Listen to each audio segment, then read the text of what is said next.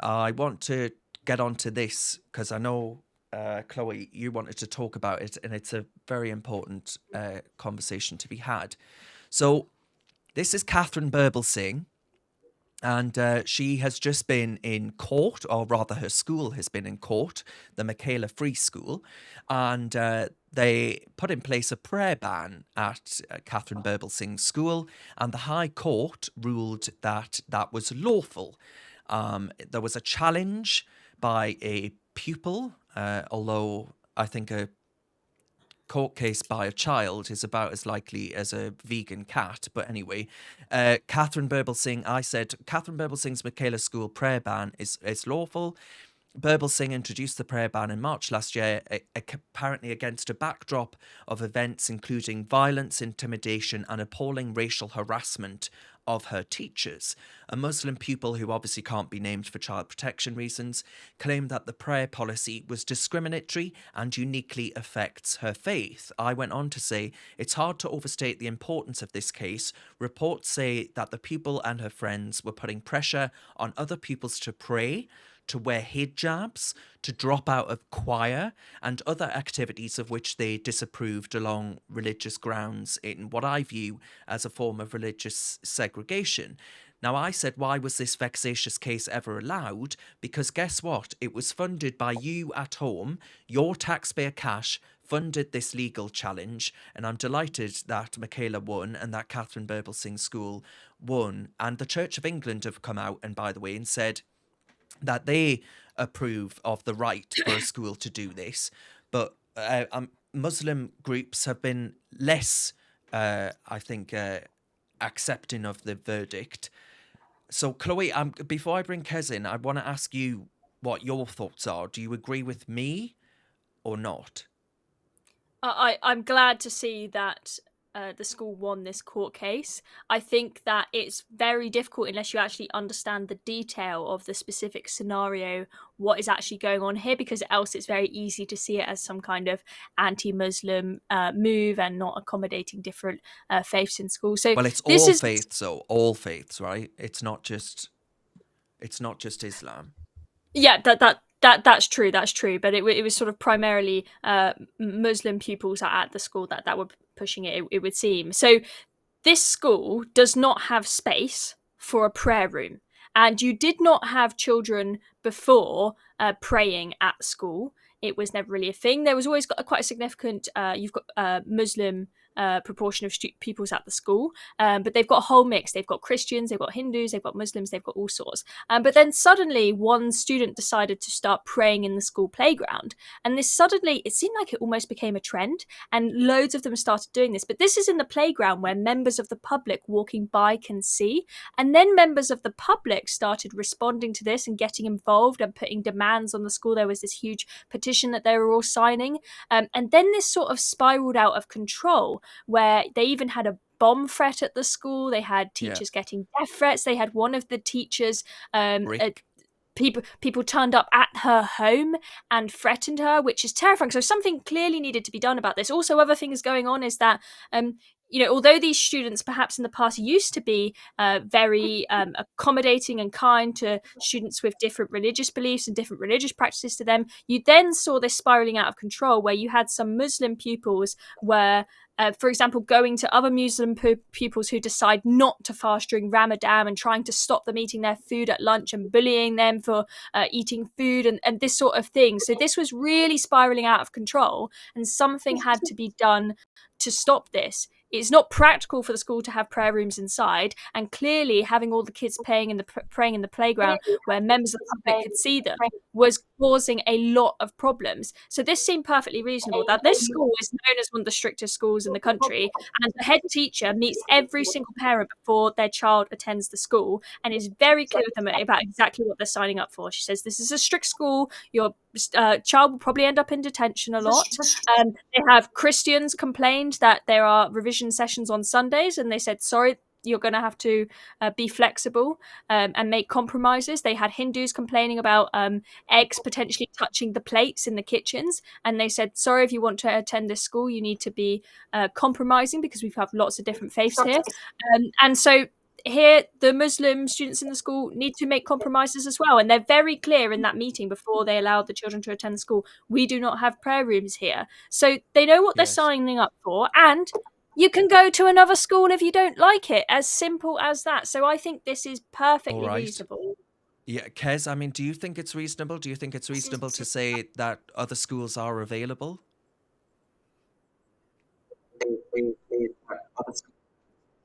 Just for absolute lucidity, I would be encouraging this student to go to the Court of Appeal and decision. Uh-huh. Religion is our social and moral compass. There are very few things that are more important than religion. Okay, any religion is special, it's salient, and there'll be a palpable undercurrent of discontent among Muslim pupils at Michaela Community School. The decision by the head teacher may be received as a direct infringement upon the intrinsic right to worship. I mean, look at the Human Rights Act. Article 9 of the Human Rights Act gives you the right of freedom, religious and freedom belief, and Article 9 also protects your right to manifest your beliefs, such as wearing a hijab or praying.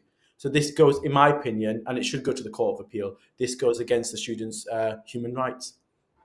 But I mean, the Human Rights Act is a European. The Human Rights Act itself was under Tony Blair and brought in the ECHR into 1998. domestic British law.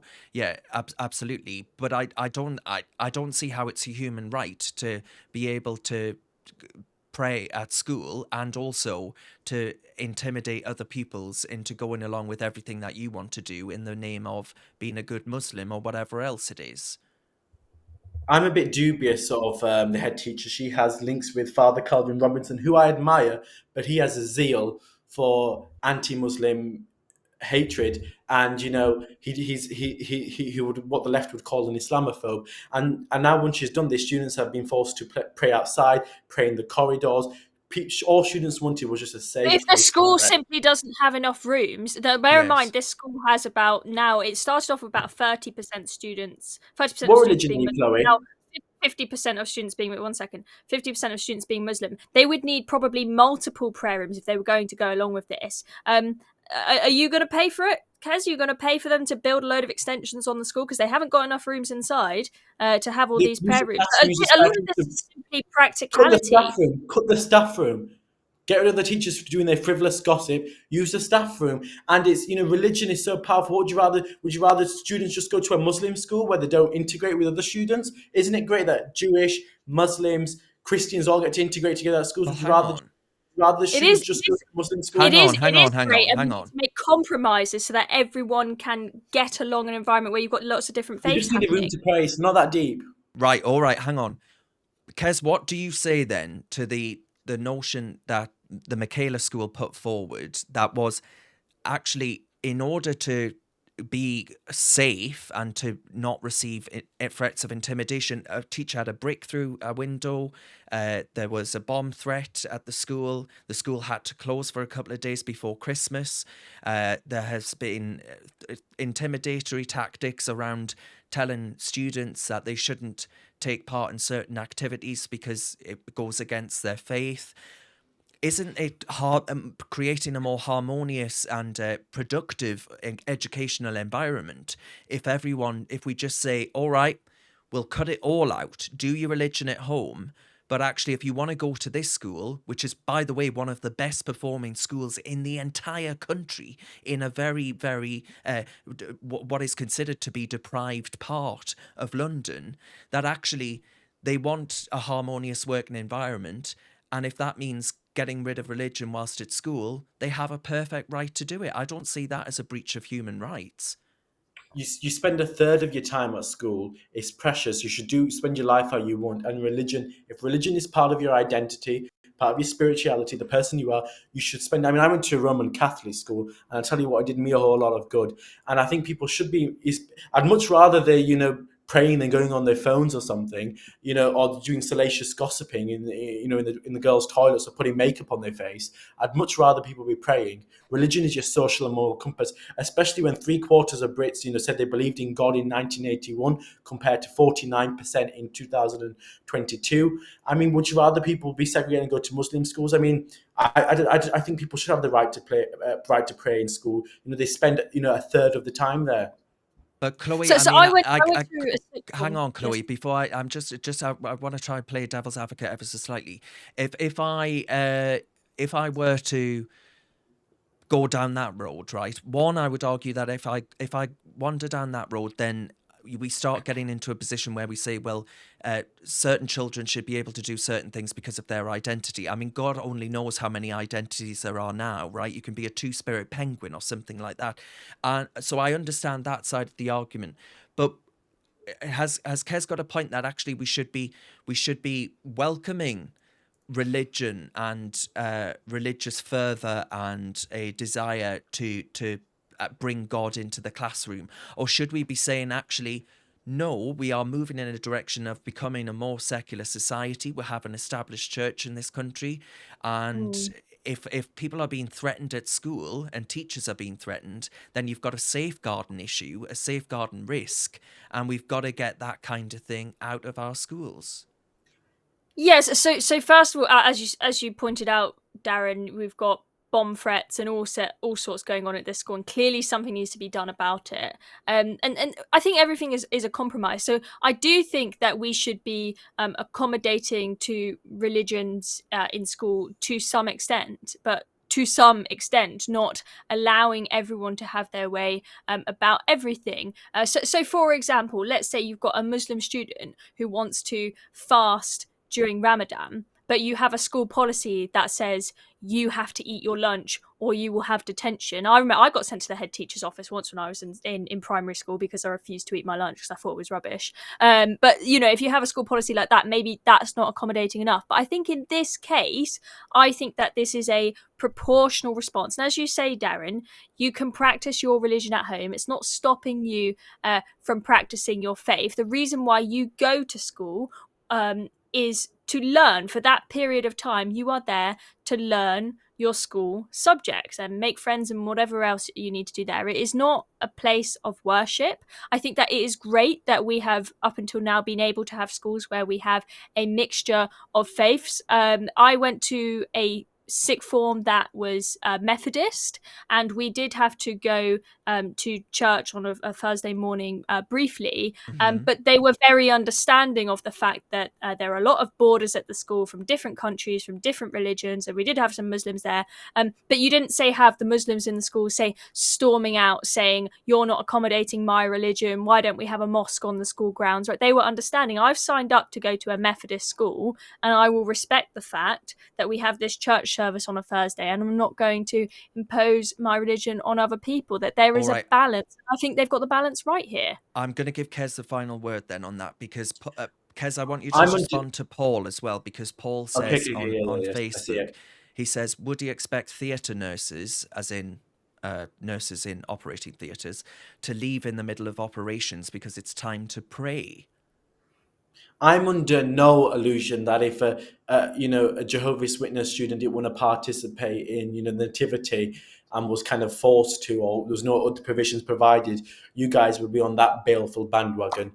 But I do think it's it's just a simple thing, prayer, and it's been over deep and it's become politicalized for no apparent reason, just to attack Muslim students. And would you rather, again, let me elucidate, Muslim students leave that school? Why should they have to sacrifice the education over religion? Religion and education go hand in glove together. And would you rather to be like other religious schools which are segregated and the integration doesn't happen? But in regards to Paul's comment, I assume he's just being facetious.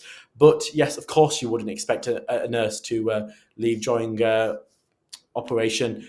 But why should you expect a child to walk out of class then and miss out on education, and mean that the teacher has to then go back and teach individual childs who've gone outside to pray 5 times a day or whatever it is, that actually, they have to then catch up that child, and they fail as their responsibility as an educator? I agree the teacher shouldn't have to go back and supplement the child's education. I agree with you there. But should the child be allowed to go out in the first place? Should a child be able to sort of storm out in the middle of class? Sorry, not storming out. This is hyperbolic language just to a target. Okay, to walk out. The kid just gets up middle of class, hasn't asked permission, walks out, says, "Sorry, I'm going to pray." I assume.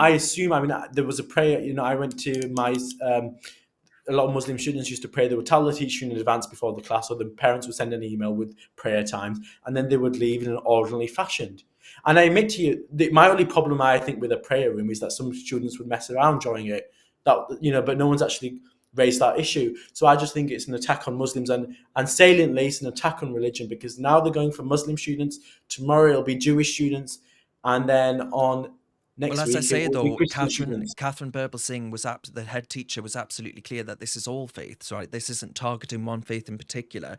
But I must say though, Qais, it was one faith in particular that was responsible for the massive amounts of problems, right? The intimidation and all the rest of it. I don't think kids should ever be harassed for not being religious enough, which is what reportedly was going on at this school. Surely you accept that. Yeah, but that's perception. I mean, if J.K. Rowling comes to a school, some kids will say they feel victimized because there's a transphobe in the room. You can't help somebody else's action. That shouldn't deter away from the assertion that one's making.